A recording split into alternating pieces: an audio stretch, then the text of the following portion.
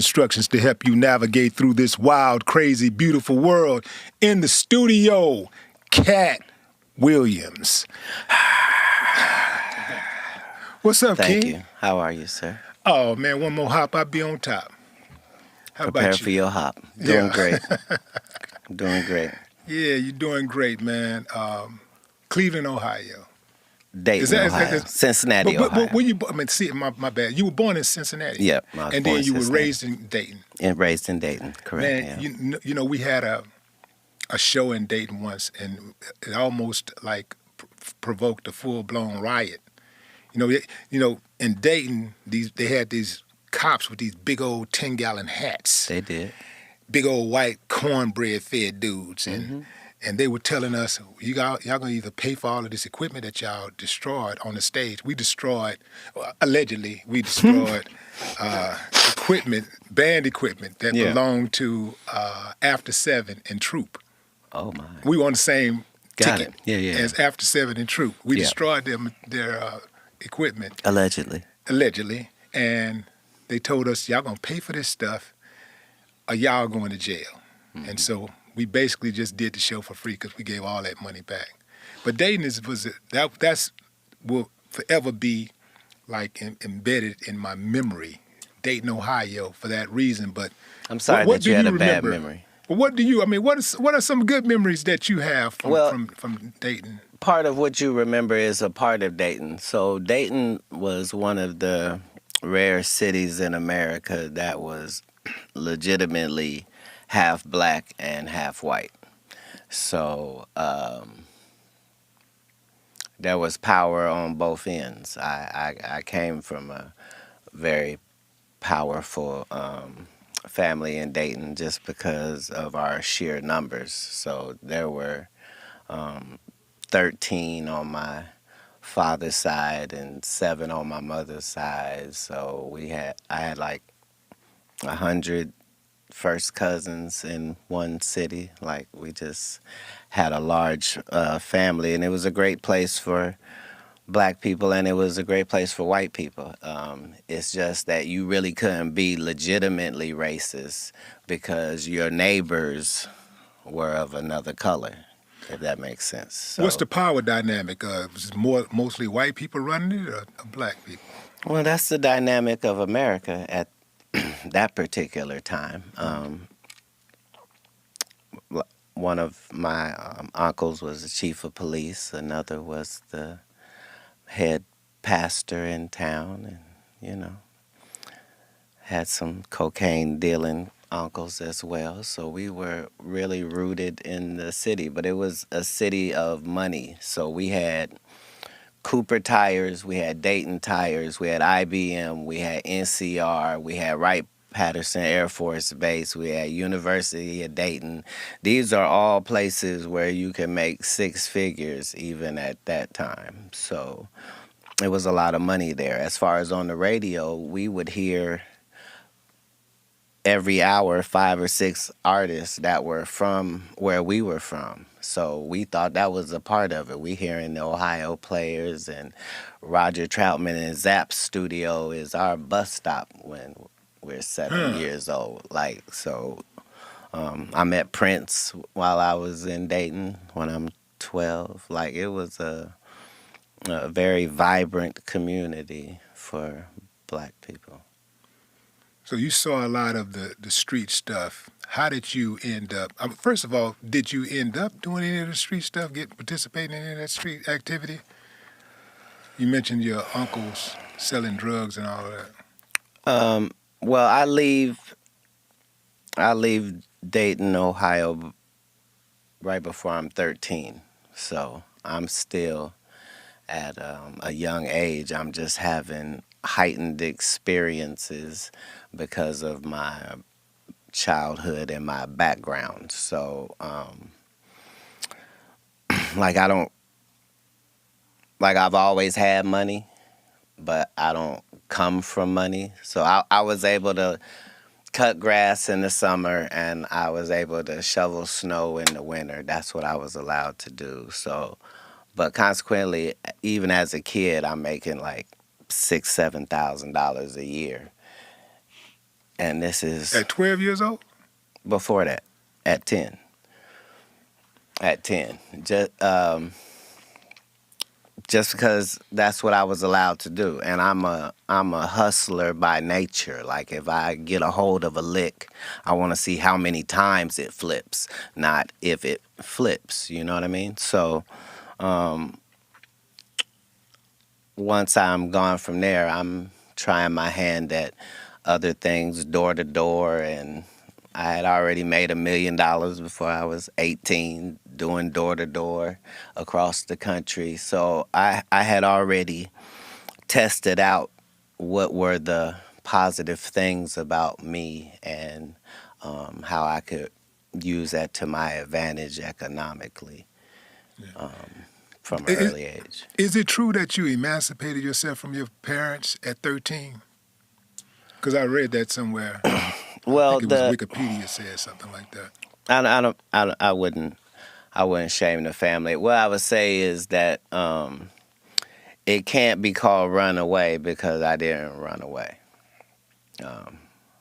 I left, but I don't tell that part of the story just because there's a zero chance that if a young person listens to me and follows my example on that they'll be okay. But I knew I would be, but I was a little off. Like I knew Jesus left home at 13, so I didn't feel like I was out of pocket in any way. Wait a minute. Are you saying that at 13 years old you was cognizant of the story of Jesus leaving home at 13 years old? I had been accepted to college before I was 12, so I was already a little bit more advanced than your average child. I had probably read 10,000 books at that period in my life. So I was blessed in that way. But as you know, you can't really just live on that. So God navigated where I was able to see the underworld, if you will. So I go from my parents' house in Ohio to Miami, Florida by myself. I don't know nobody. And that's where the story begins. But in your formidable years, who is that person? Was there a single individual who inspired you, or some guy or a person that you looked up to and you said, I like the way that they move and I want to model myself after that person? Yeah, this is going to be a weird answer. Yes, that's one of the things that I was probably the best at. I did it with anybody and everybody.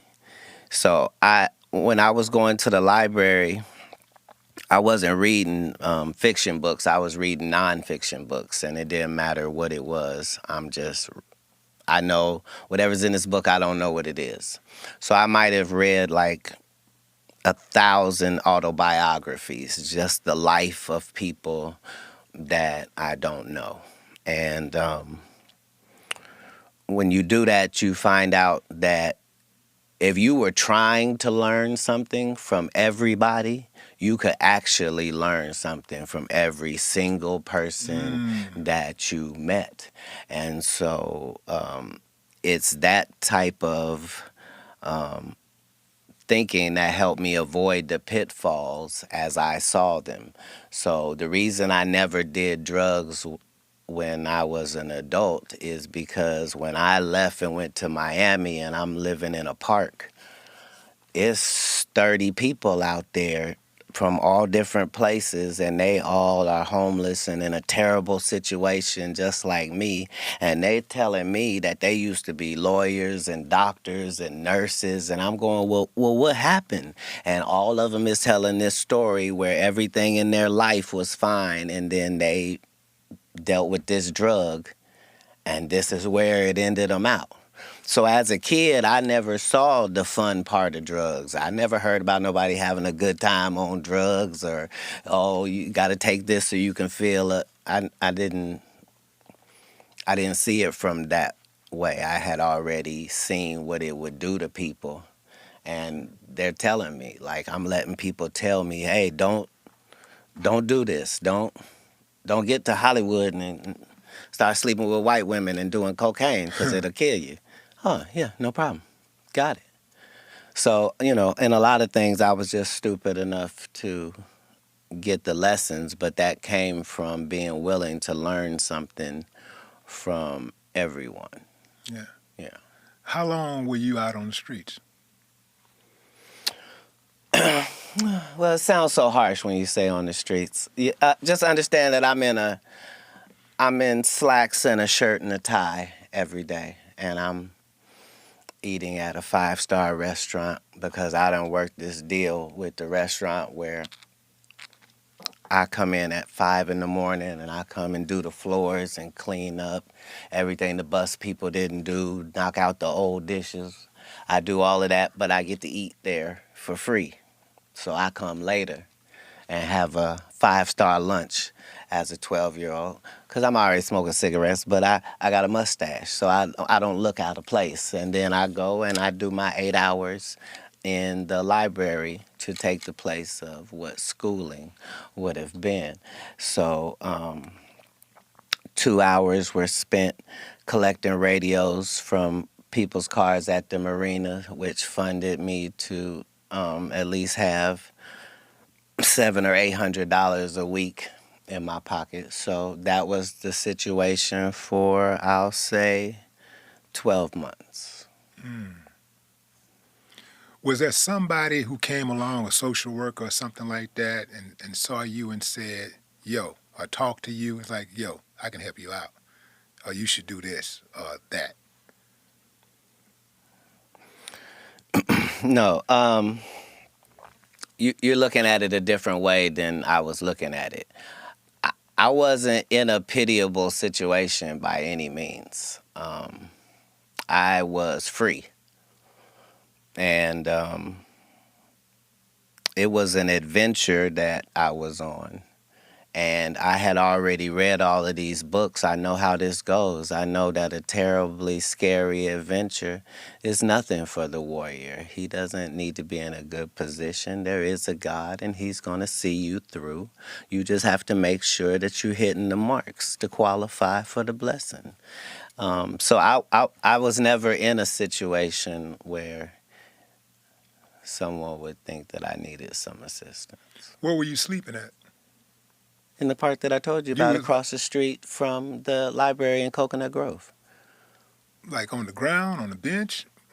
No, they had a mattress out there. I had money, so people would get you stuff. Why didn't you just take your money and go get a crib? At 13? Yeah. It never crossed my mind. Yeah. Never crossed my mind. Because I really do. I know it's young, but I do know people who are very young. If somebody is young enough to go out on the streets and just say, I'm leaving home, Yeah. a lot of times, and if they got money, they're savvy enough to It's not get that I somebody have to money. pay them. I'm making some money. I don't have money. I'm making some money. Enough to get by. Well, I'm saying I don't have a long list of needs on the daily. I need to eat well. I need to drink well. And where are you keeping your money? Like in your pocket? I am. Yeah. I am. Anybody ever try to rob you?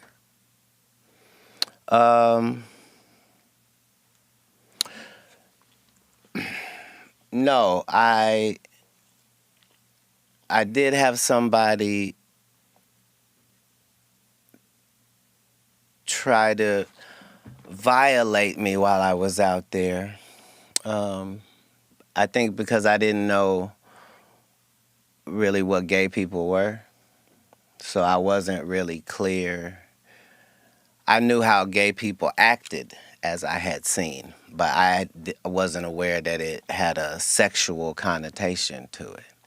So as soon as the guy kept talking to me like he liked me, I was really confused because guys don't like guys. And I'm trying to figure out, is there something about your background that makes you talk like a lady while you're talking to me? But yeah, I had that as a situation. But other than that, no, I wasn't frequently tried as a young person. Yeah. So I'm asking some of these questions that I'm asking because I'm really trying to figure out like how did you develop your psyche? Like you're a very insightful dude. Right. Just trying to figure out like where did that start at? Can you pinpoint a specific time and space where you said, you know, yeah, um, I get it. I see what's going on. Yeah, yeah. Probably like 5 years old. Hmm. Um,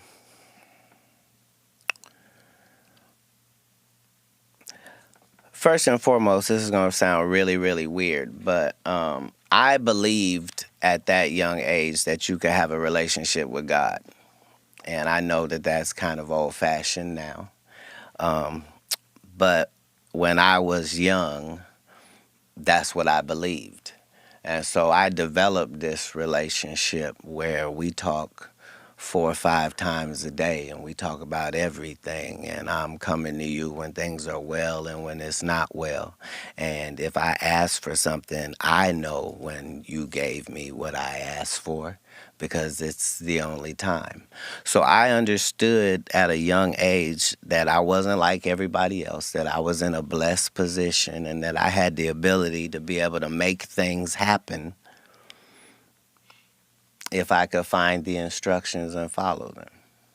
So um, at 5 years old, that's how I thought. I knew when things were wrong with the Bible.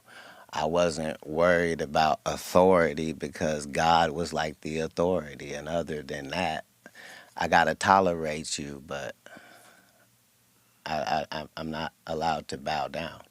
I'm like that as a child. So my parents didn't do anything wrong. They just wanted me to live a life that I wasn't going to live. They wanted me to be this, and I was not free to live a double life. I can't be that and be what I'm trying to be. What was that they wanted you to be? Um, a part of their religion. Hmm. They were Was very that devout Christians? in religion. Christian. Yes, Did, a branch of Christianity, yes. at one point, did you become a Muslim? At one point, I became several religions because that's the only way you can really find out what's going on in a religion. Religion is not something that you can just study the books about it and now you know about them. I had to be a member of the Fruit of Islam in order to know. Minister Farrakhan calls me his son. I was not regular even in that endeavor, just because whoever the true God is, I don't play about him. And I understand that regardless of what you choose to call him, it's the same entity. And once you study all of the religions, you find out that nobody's really disagreeing with anybody. The Jews Yeah. don't believe this whole set of things that Christians don't, and Muslims either. Why are people so afraid of Farrakhan?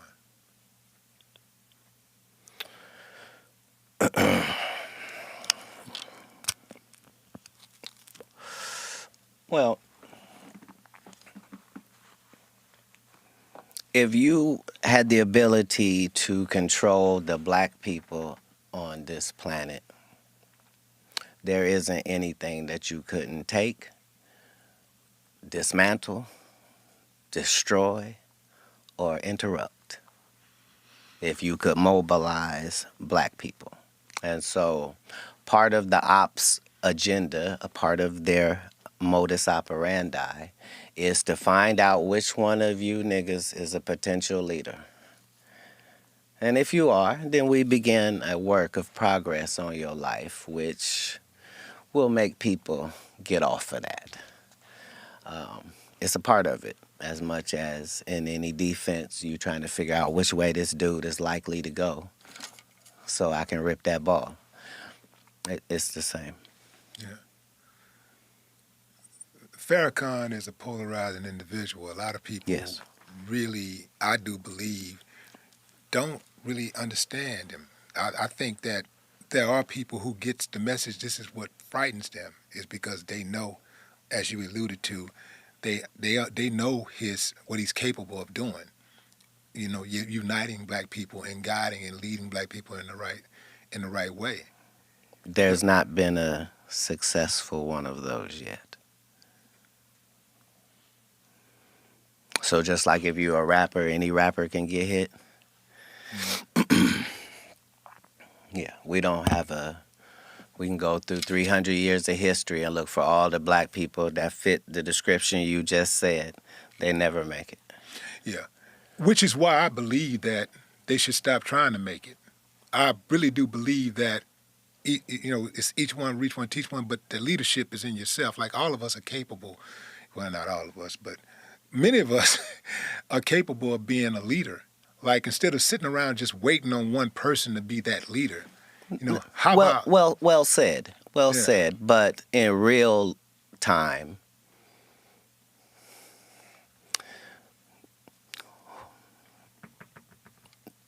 being the leader of yourself gets you nothing. The people demand to be led, regardless. There's not 13 shepherds and all these sheep. Why? Because it's unnecessary. Just one. Just one that has the connection with the sheep, which allows the sheep, who has a brain about that small, to be able to just focus on eating grass and not worry about falling off a cliff. We have the desire as humans to be led. We want to be led into battle. We want to be led into the football game. This is all because this is how we are wired. The cheerleaders and the pomp and circumstance, that goes back to the times of first humanity, because we do need that. Yeah. Well, you're talking about a myriad of leaders. You're not just talking about a single individual. Right. And I see a lot of people just be sitting back waiting on a Messiah. They're waiting on that one person. But they are too, though. Who's that? The other side is far more diligent about looking for that Messiah than we are, because they know where to look. You probably wonder, why do white people pay so much attention to black people if they don't like them? You would think if you didn't like something, why would you be paying attention to it? I don't pay attention to things I don't like. What's the answer? The answer is, the liar knows what lie he told. You see what I'm saying? So even if I made it deceitful and I made you think that the answer is over here, but the answer is really over here, I'm still going to be looking over here. Me, the one that tricked, because I know this is the right answer. Black people have lost their identity, but our oppressors have not lost our identity. That's just why they chopped those noses off of the Pharaoh and the Sphinx in Egypt in the first place, is because without this nose, we can tell you this is whoever it is. But with that nigga nose, it can only be niggas. Why would somebody vandalize a whole face and only vandalize one part? Nobody wanted to knock an eye off or take an ear off, or no chins missing. No, just the nose. Because it's a brand. It's a brand. All right, go ahead. You have an uncanny way of thinking outside of the box, and you are very good at breaking things down like you just did. You understand consequences and repercussions very well. Okay. So my question to you is, why are you such a habitual line stepper? Why do you cross that line so often when you know what the repercussions and consequences are going to be? And they're not going to be favorable to you. For example, Right. I saw where you and Suge got arrested, right? You and Suge got arrested. Is that true? Allegedly. Allegedly. Yeah. Allegedly. Okay. Like, and What were we doing? allegedly had something to do with like some type of camera or something like that. I'm not sure. I'm just sure. Oh. I'm just saying this is what I read. Well, I'm I'll not, tell you the story, yeah, and okay. you tell me me the story. then does that change how you frame this? Okay. So we have a meeting with a hologram company, which is going to go into a licensing deal on some holograms. This is in Beverly Hills. So now there's a rodeo, and behind that is an alleyway where you park your vehicles. Mm-hmm. That's where we are. Suge has brought his son with him who's 5 years old. And before we go into this meeting, Suge's son runs behind the dumpster and urinates. And a lady films his penis out, peeing behind the dumpster. And then says, "Oh, I thought that was Katt's kid." So yeah, that's what happened. See, man. This is So why. understand, we were yeah. facing 20 years, Yeah. Suge and I. 20 years for that. And if it wasn't for the fact that this is Beverly Hills and it's all on camera, they had no problem sending us up the river when we couldn't have possibly done what was being said. That lady said that she got jumped on by me. So you see what you just did? You just clarified a huge, misconception about, the events of that evening or whatever. Yeah, but remember, it went to court. Yeah. Like, this isn't just my word. Yeah. They had to play the video in court, which showed that her altercation wasn't with a man at all. But the trip part about it is that when people print it, when the media, mainstream media put it out there, they don't add that piece. They No, just say, nor do they make a retraction. Right. Nor do they say, "Hey, that thing we told you about that guy, turns out it was nothing." Understand, I got 15 cases that were dismissed. That should be talked about. Why would 15 cases be dismissed? Because you were so sure you had what you were looking at. Because every city I go to, I'm the nigga with the best car. It's probably smoke coming out that car. It's probably girls gathering around that car. I look like the plug. I get it. And you've probably already hurt me by the time you find out who I actually am. Right. See, because of that clarity you just provided, Yes, is the reason why I want to know. I think the world want to know what happened between you and Ali Sadiq. I know you said the you didn't want world to talk couldn't about it. possibly want to know wanna that. know, He's man. not We famous enough for the world to want to know that. At least we're Because famous. my side of the world doesn't want to know that. See, Well, my side of the world. here's the thing. What happened, man? A lot of times, what liars do first is they set up a narrative and a scenario. Like Michael Blackson just got on national TV and told people, "Yeah, I got a beef with Katt Williams, and Katt is mad at me about this, and because I said this, and I didn't even mean it like that." And the whole time, he's never talked to me. That's how he feels. He's heard I'm angry. I've not had a conversation with him. It's the same with your Ali Sadiq. If it wasn't for the information that I know in my intel, I would be a fan of his like everybody else. Who wouldn't be a fan of a young black storyteller that's done time and loves his family and is a hometown guy? Like, why would he ever have any enemies in comedy? It's ludicrous. But if you pick the actual king, then make sure that your story's correct. And unfortunately, his story's not correct. No matter what he says, he never met me. He made it disrespectful that a security guard that was 6'7" reached over him to pay him, not mentioning the fact that he got paid for not doing anything. Well, let's start at the beginning of the Reliant thing. I don't know if I want to. I'm going to start, and then you can do what you want to do. Fair enough. But I think for the sake of the audience knowing, just tell them having who an Ali idea of Sadiq what we're is talking first. about. Ali Sadiq is a comedian from Houston that's based in Houston.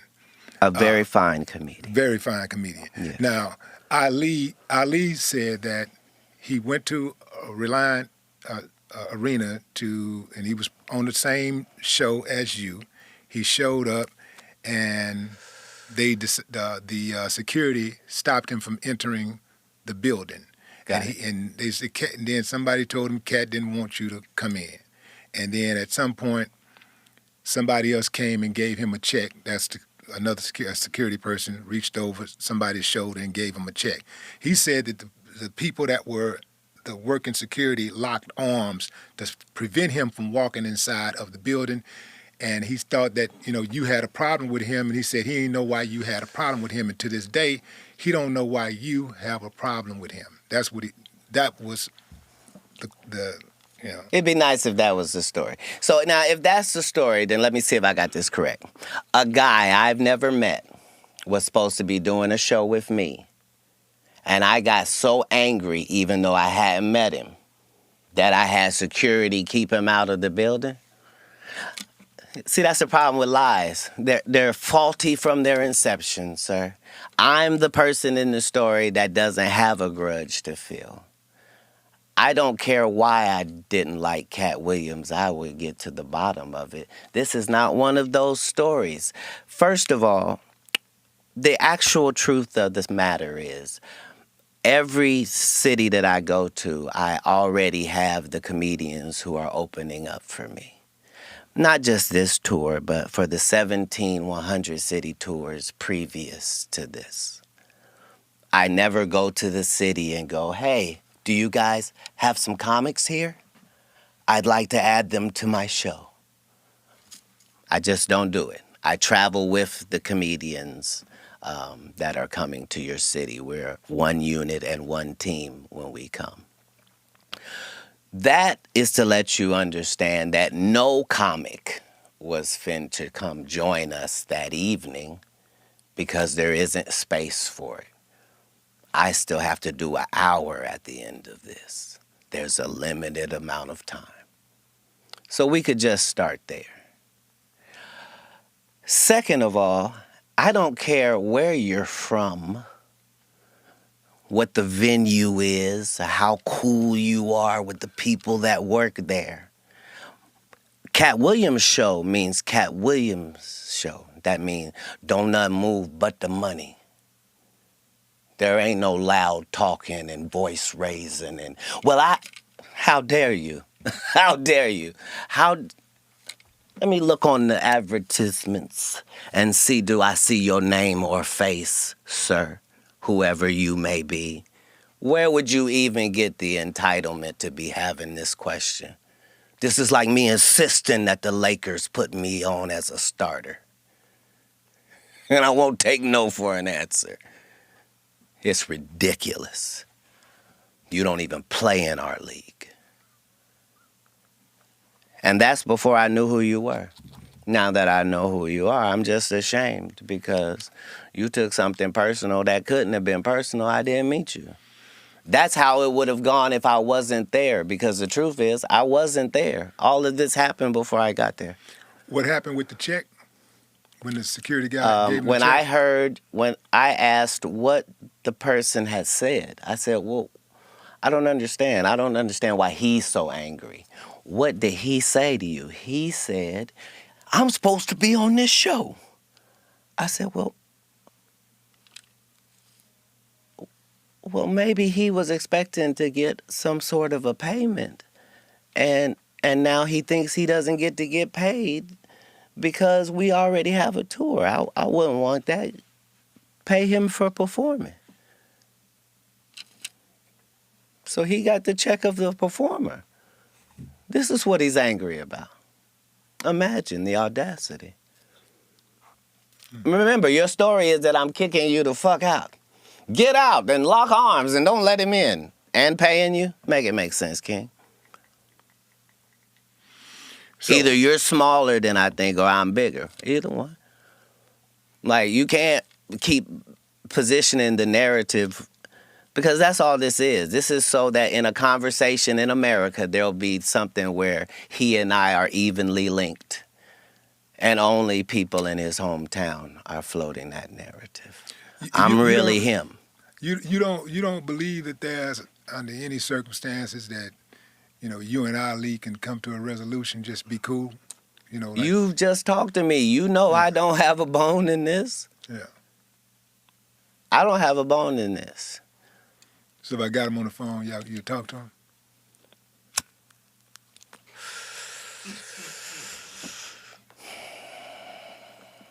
I would have gave him the celebrity boxing match he asked for if I thought he was a celebrity. Oh, come on, man. You know Ali a celebrity. Come on, Sir, Cat. I'm not Come on, talking. Cat. I didn't mean that disparagingly. Yeah. I meant that in ticket sales, my nigga. Ticket sales. That's what I meant. I meant I'm doing 7,000 in your hometown while you go do 300. I'm not being disrespectful. I'm talking statistics. I'm talking about the biggest and baddest thing going. And you, a person trying to get in, why would you be mad? It's ridiculous. I'm offended. I'm offended. Why? Because even if it's celebrity boxing, I need you to sell tickets too. I need you to sell these pay-per-view numbers, my nigga. I know I'm bringing it. It's more people that want to see me get laid out by you. And the fact that an upstanding and righteous gentleman like yourself is in that position with the only thing trying to be righteous in our lane is just more machinations of the devil. You should have a much better backstory when you pick me as an opponent. You know what, man? I'm glad you at least addressed it. Because when you talk to him and tell him what the truth is, he won't be able to refute it. I told you earlier, he doesn't know this. How could he know? It's okay for you to think that I'm that way, but there are 30,000 known comedians in America that you could have went to, and they would have told you, this is against my character. I am known for confronting my issue head up, be it Satan or his affiliates. I don't care if you 6'6". I don't care if it's 5 of you. I don't care if I'm guaranteed an L. I don't care if you put a gun in my face. I don't care about none of that. I care about doing the right thing as I see it in that moment. Yeah. Man, how did you get on in the first place as far as like with the movie thing? Like, I know I'm skipping over the comedy, but how did you get on with the movie thing? Like, specifically, I want to know about Money Mike. I want to know how you got that role. Right.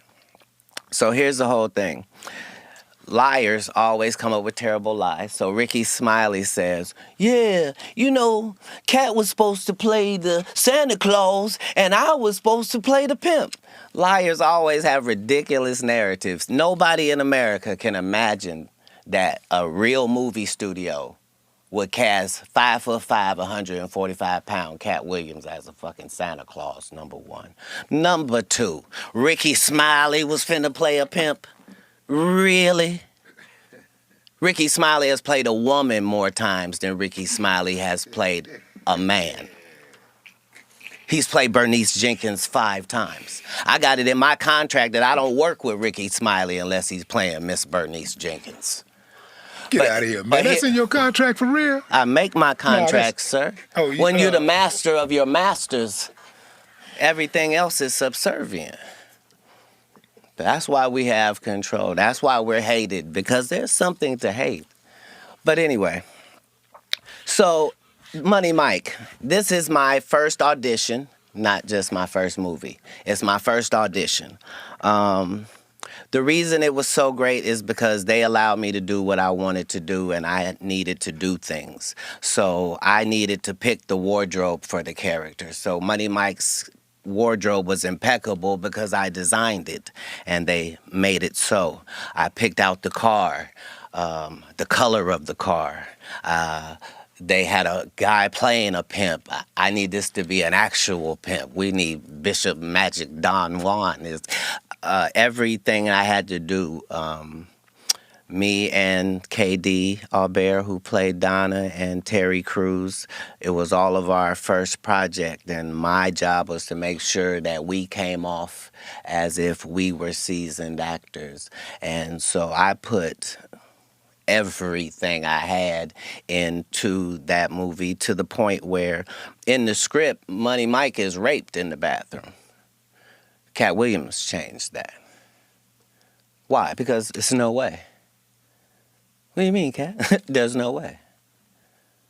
What are you saying? I'm saying in a place that small, I'm not rapeable. I don't care what has to happen. That's what will happen. And so that's how it changed and became a great movie. And just the thought process that maybe Ricky Smiley was going to do that, it is laughable. But yeah, that was going to be my only movie.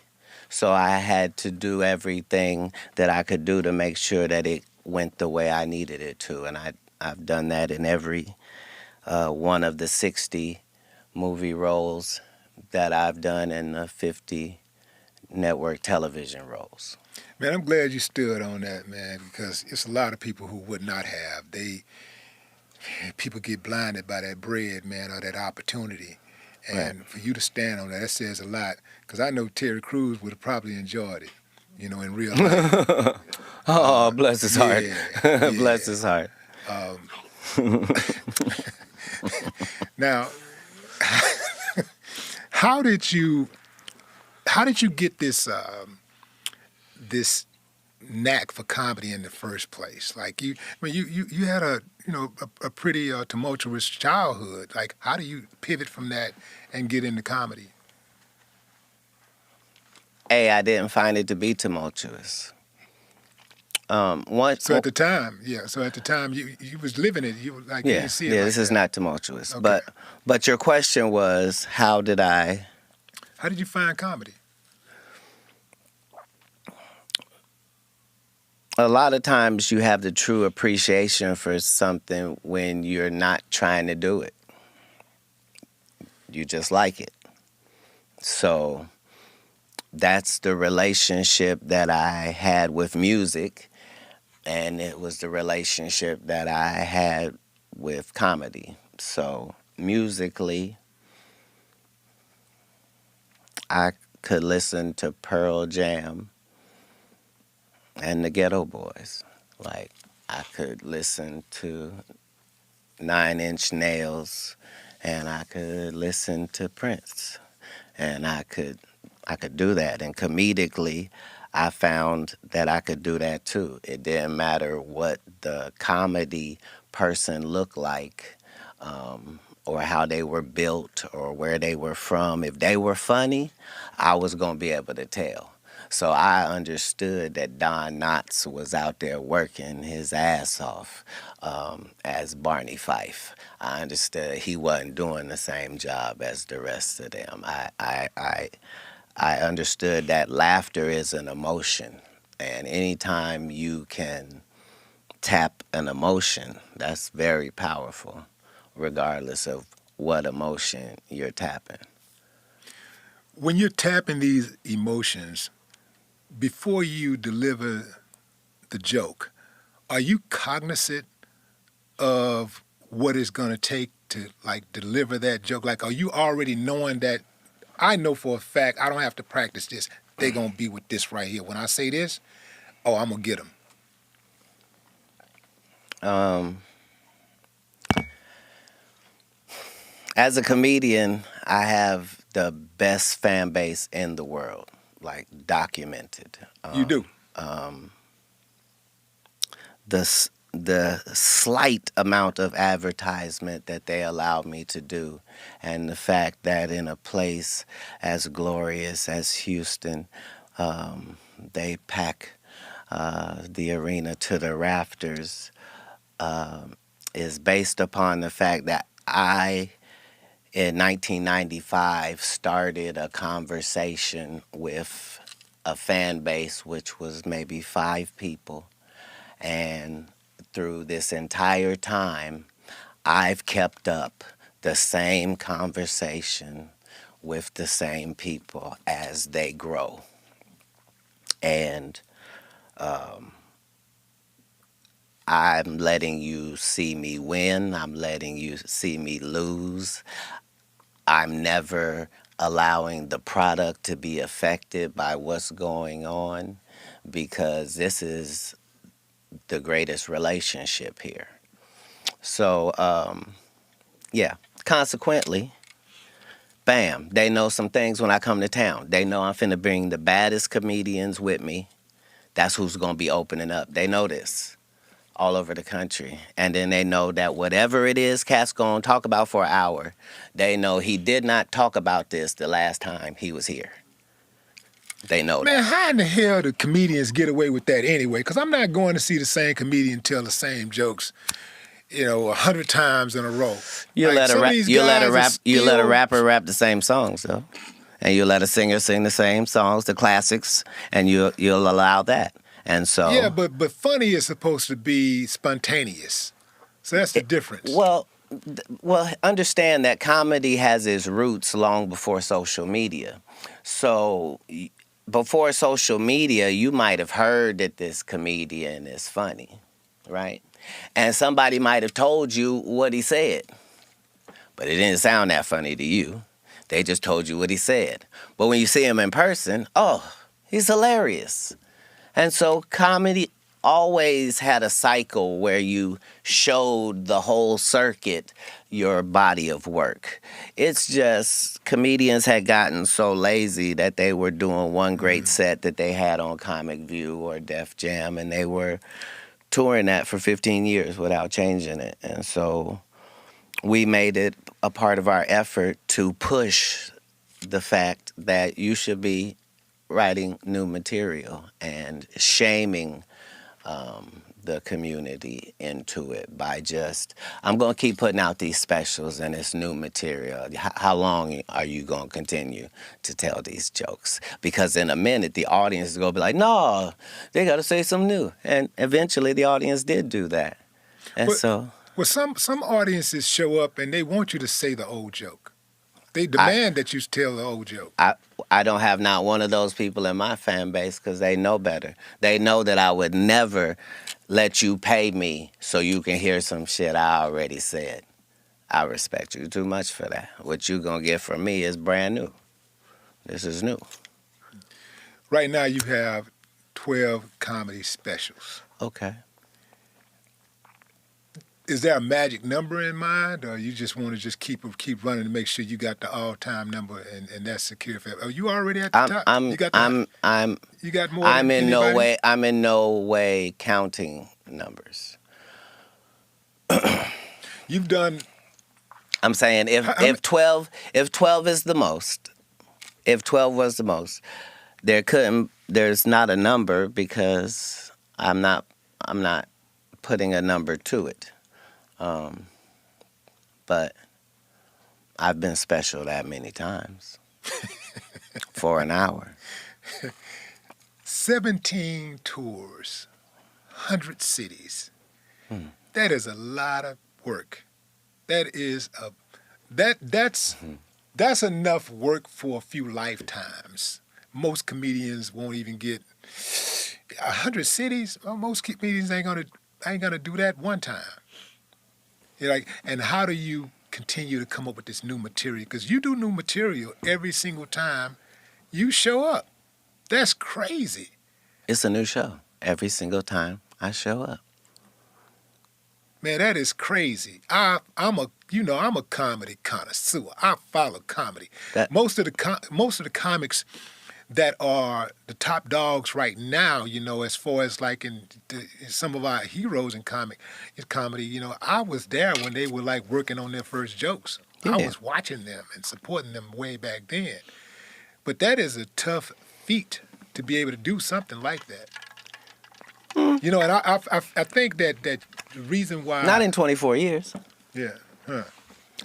I think the reason why people like you is so much, what you do is you resonate with them so much is like what you just said. You show them the good and the bad side of you but also you're talented. You're very talented, but at the same time you do show the good and the bad. And it's something appealing about being transparent to an extent. Oh, not just to an extent, to the utmost.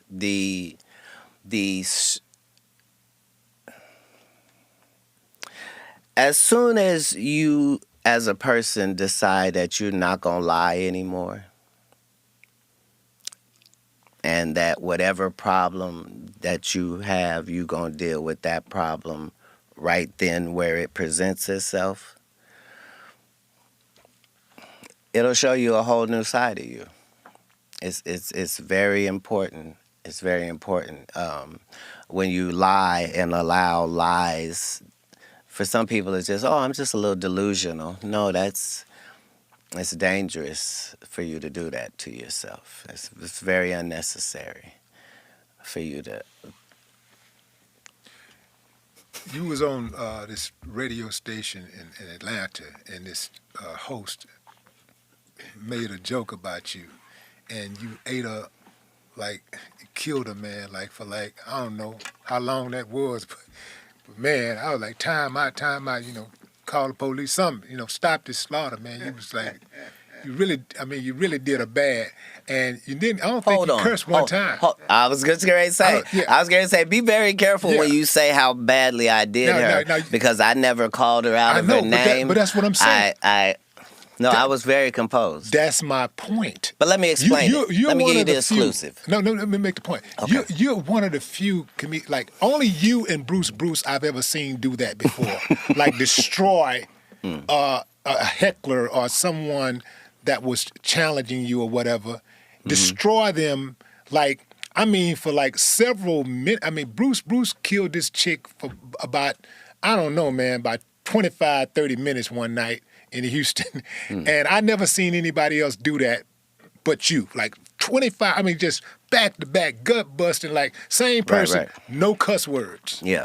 I had never seen that before, so how were you able to maintain your composure for that long?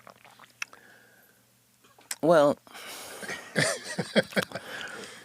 a very interesting thing happens when you try to trap something that's bigger than your trap. So imagine you set out a trap for a turtle and a rhinoceros steps into it. It's finna be a whole different situation now. So this lady behind the scenes is begging me to come into this interview that I've not scheduled, that I don't want to do, that I'm not dressed for, that nobody's called me about. She just wants it. To the point where she says, Kat, come on, you just want to end me for the city. I just want to give you your flowers. Well, I won't talk about kids. I won't talk about no jail. I won't talk about... This is the conversation she has with me, and then goes in that room and doesn't mention the Emmy, and immediately begins to... Because this is a comedian. You're trying to undermine me.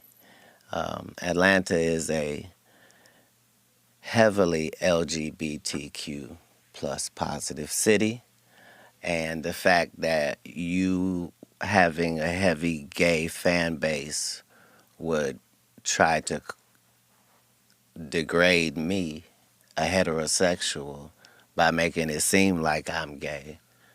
Gay people don't feel that way about me. Why would you? So it was a terrible thing that she found herself in, and comedically, you're outmatched. My defense is impenetrable. My offense will have the precise amount of viciousness that's necessary. If that means no cussing, that's fine. I don't want to talk to you and hurt heavy-set women's feelings, or dark-skinned women's feelings, or women who wear wigs' feelings. I'm not trying to hurt nobody's feelings. I'm bantering with you because you keep acting like you're qualified to do that. Yeah. So, it was a setup. I'm always going to be prevail if I'm being set up. You think Buddy was in on it? Her co-host? You think he was in on that? He didn't appear to be in on it. No. Because here's the whole thing. He kept trying to get her to pull the plug on this, and she kept not.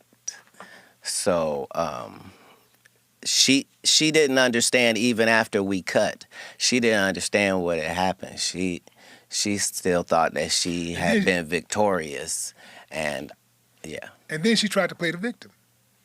No, she played the victim. Her husband was willing to kill one of the greatest comedians to.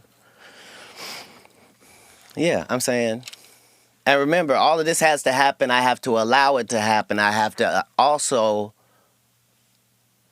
preserve my life. And then after I do all of that, then I have to not press charges on you to these police as if a crime has not been committed upon me.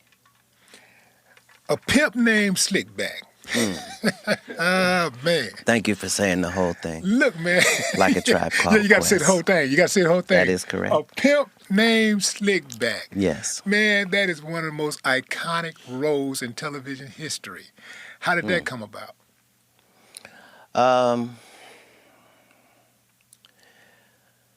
Dumb people love dumb people, and geniuses try to find people that are on their mental platitude.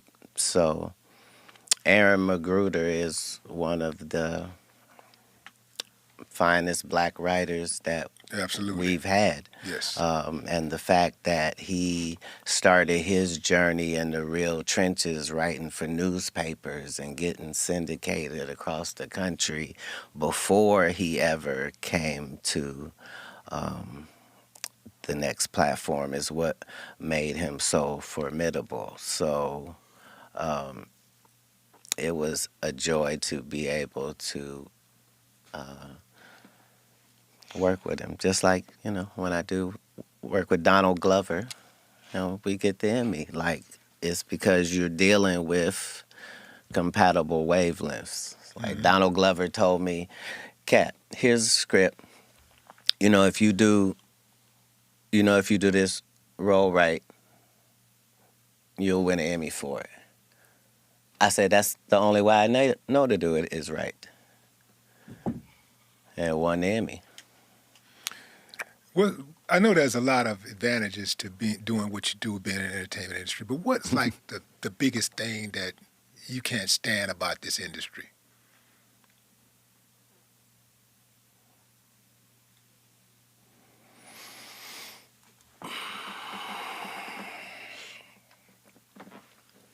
Nothing. I like it. Shit, I don't know who you think you're talking to. I like it. Now you let's. I love my op as myself. Yeah. I think it's great. On our side of things, it's flourishing. It's never been better. All the people on our side are seeing that prayers do work and that you really have control of your mind more than you think you do. And if you could somehow possibly stop thinking the way you do and think another way, it might help you. And you'll know right away if it does. That's the benefit, is each one of these days you're getting could really be the one. What's one of the wildest things that has happened to you or you've seen happen in your time in this entertainment space? Yeah, sorry, Vlad. I ain't seen nothing. I collect the footage, but I haven't seen anything.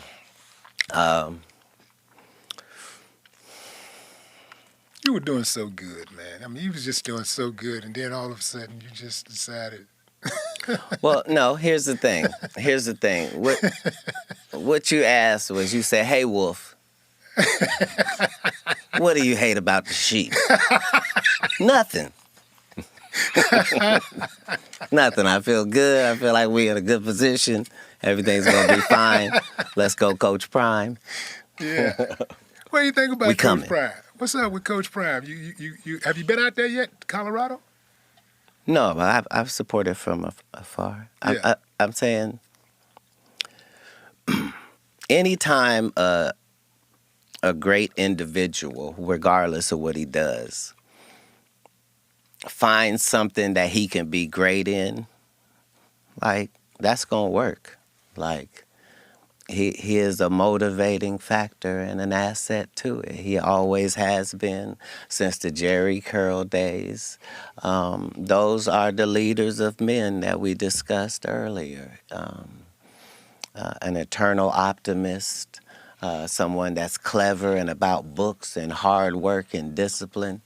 As a black person, we should be so lucky as to have, a black coach like that. And as a non-black person, what a great job. Man, you just described yourself, except the coach part. And then I take that back. You are a coach in your own right. And you as Yeah. well. That's the whole thing. Like, these compliments are all shared by all of us who receive them. Like, that's what it's got to be. If you any reflection of me, then that's what it is. That's why in the good book it say, made in God's image. It don't mean you're always going to do that, but it means there's the possibility that you could mirror that. Yeah. Do you have adopted children? I'm an empty nester. I have no children at this point. Glory and hallelujah. No, everybody's grown. Yeah, but yeah, I got grandbabies. You got grandbabies. Okay. Yeah. How many? 4. 4. Nice. All girls. Oh yeah. See? That's how you know he's been doing something right. What are the ages? Of what? The girls. The grandbabies? Yeah. Okay, so I have a 6, 2 4s,